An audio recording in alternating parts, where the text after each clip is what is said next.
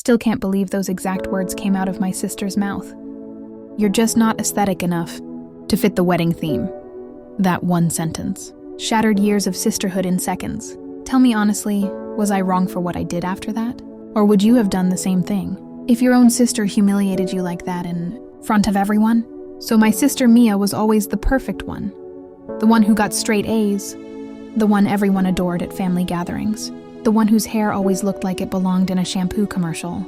And then there was me, the creative sibling. The one who studied art instead of law, wore thrifted clothes, and didn't care much about filters and Instagram aesthetics. Our mom used to say we were opposites, but I never thought that would turn into such a cruel weapon later on. When Mia got engaged to her longtime boyfriend Ethan, I was genuinely happy for her.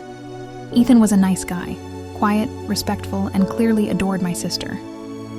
I was excited to finally have a brother-in-law, and I imagined us all laughing and dancing together at the wedding. I thought Mia would want me by her side through it all, like I had always been.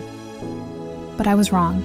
The first time I realized something was off was when Mia announced her bridesmaid lineup in our group chat with our cousins and best friends.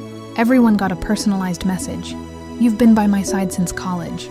Or, "You're my ride or die, couldn't do this without you." When I opened mine, there was nothing. No message, no invite, nothing at all.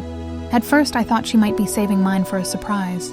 Maybe she wanted to ask me in person, right? So I went to her house that weekend, full of excitement, only to get hit with the most awkward silence of my life. Mia and Mom were sitting on the couch looking through wedding magazines. I sat down next to them and said jokingly, "So when are you asking me to be your maid of honor?" Mia didn't even look up. She just said, "Oh, about that." I remember how my stomach sank.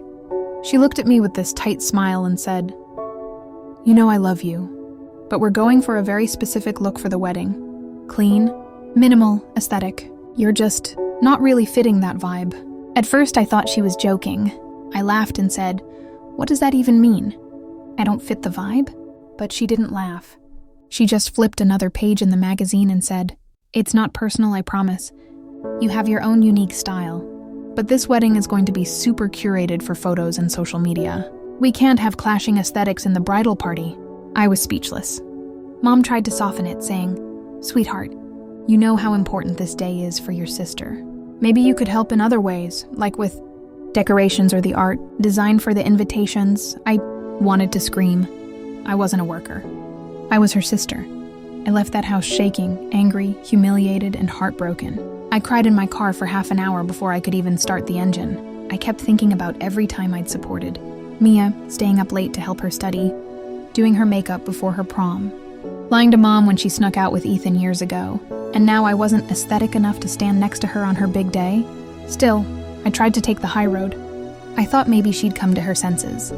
But weeks passed, and she never brought it up again. I got the official wedding invitation in the mail, and guess what? I was listed under guest. Not family, not bridesmaid, just guest. The wedding planning consumed our family.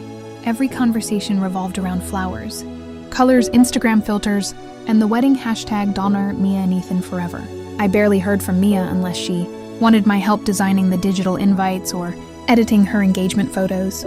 Apparently I was aesthetic enough to do her creative work, just not to stand beside her. Then came the bridal shower.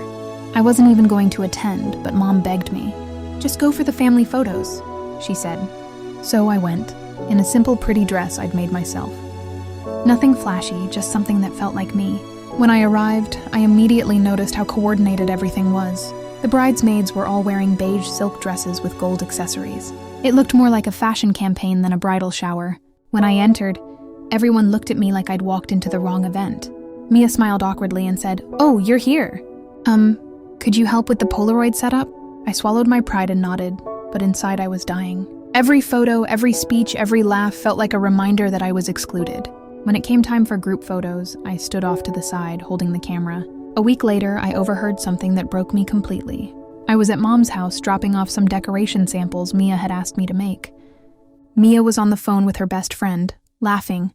She said, imagine her in the bridesmaid lineup. It would totally ruin the vibe. My photos would look so mismatched. I can't have that. This wedding's going viral. I froze. That was it. I realized then that this wasn't about aesthetics. It was about shame. She was embarrassed by me.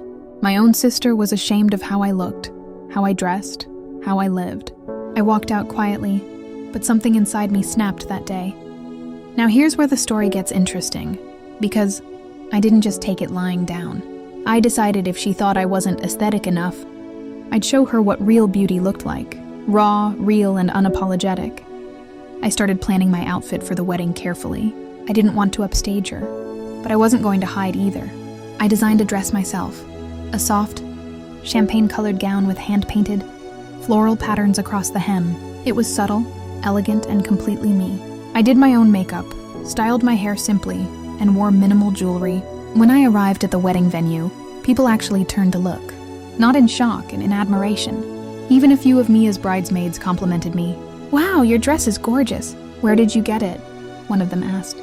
I smiled and said, "I made it." You could feel the shift. Suddenly, I wasn't the invisible, non-aesthetic sister anymore. I was glowing. Mia saw me and froze. Her jaw literally dropped. She tried to play it off, hugging me tightly but whispering in my ear, "You didn't have to dress up so much. Remember, this is my day." I just smiled and said, "Of course, you deserve it." But then came the twist of fate.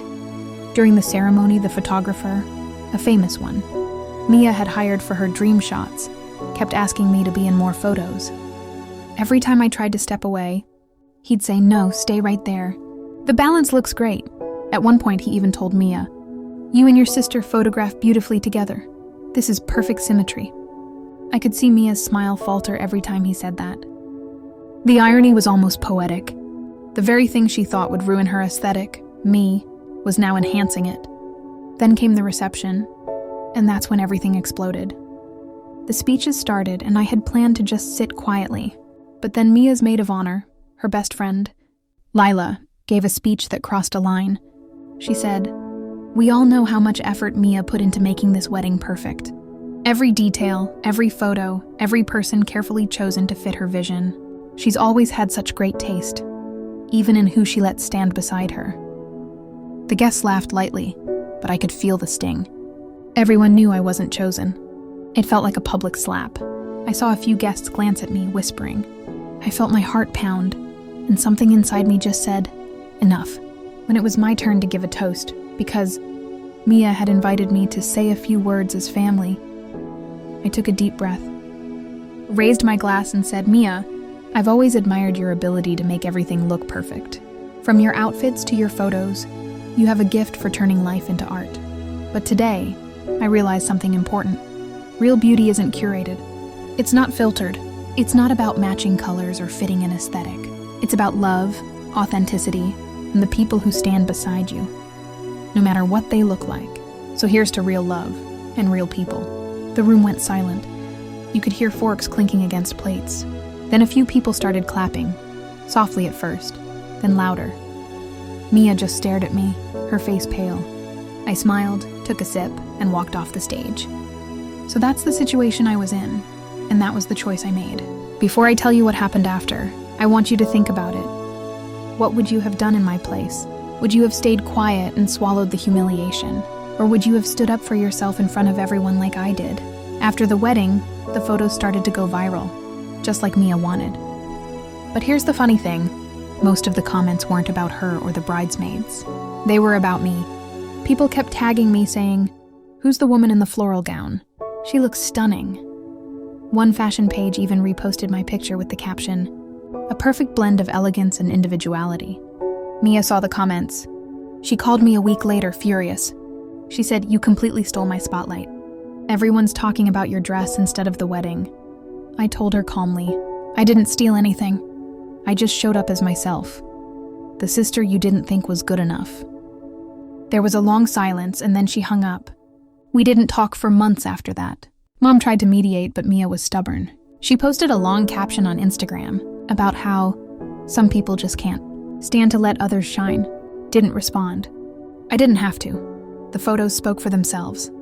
A few months later, Ethan reached out. He apologized for how everything went down and said he wished he'd stepped in when Mia excluded me.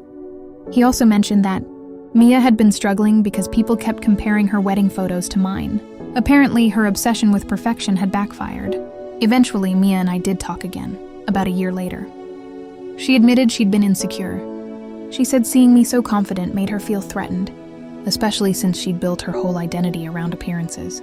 I forgave her, but things were never the same. Some wounds just leave quiet scars. Now, when I look back, I don't regret a single thing. I learned that being true to yourself will always outshine any curated version of beauty. You don't need permission to belong, especially not in your own family. So, was I wrong for giving that speech and standing up for myself? Or did my sister need that wake-up call to realize what really matters? Like this video if you believe real beauty comes from authenticity, not aesthetics. Subscribe for more stories like this, and let me know in the comments, what would you have done in my place? I'll see you all in the next story.